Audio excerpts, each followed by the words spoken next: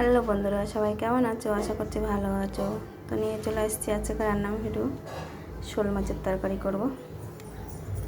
এই দেখো, মাছ ধুয়ে নুন হলুদ মাখিয়ে রেখে দিয়েছি, এবারে তরকারি করব। তো এই যে কড়াই গরম হয়ে গেছে, তেল দিয়ে দিয়েছি। এবারে মাছগুলো ভাজবো। তেলটা গরম হয়ে গেলে, তেলটা একটু গরম হোক ভালো করে। তো দেখো, মাছ মাথা ভাজা বসিয়ে দিয়েছি। মাছটা ভালো করে শোল মাছটা ভেজে নেব। মাছ ভাজা আমার কমপ্লিট।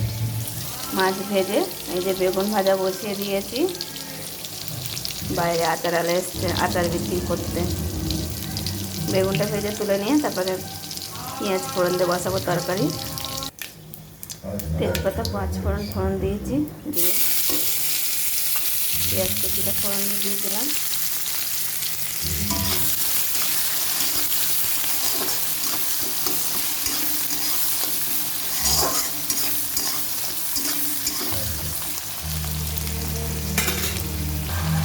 তো দেখো, আলু পেঁয়াজ দিয়ে দিয়েছি।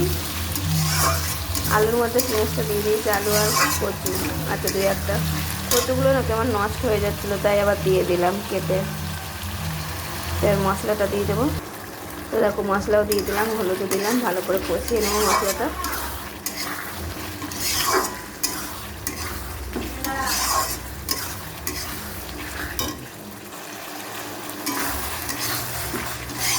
ভালো করে কষিয়ে নিতে হবে।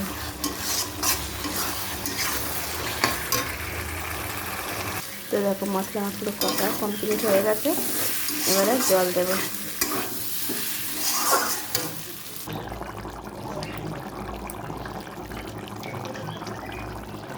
তো দেখো, তরকারিটা আমার কমপ্লিট হয়ে গেল। একটু ভাজা জিরের গুঁড়ো দিয়ে দিয়েছি। কেমন লাগছে তরকারিটা বলো। অবশ্য শোল মাছের অনেক রকমের ঝাল টাল করে খাওয়া মাছের ভালো লাগে, কিন্তু আমাদের শোল মাছের এরকম আলু বেগুন দেখাবে, আরও তো ঘন্ট করে দিতে হয়। আজ ঝোল করে দিয়েছি, মাছ রেখে দিয়েছি, একটু ঘন্ট করেও দেবে একদিন। তো কেমন লাগলো ভিডিওটা কমেন্ট করে জানাবে। সবাই ভালো থেকো, সুস্থ থেকো। টাটা বন্ধুরা।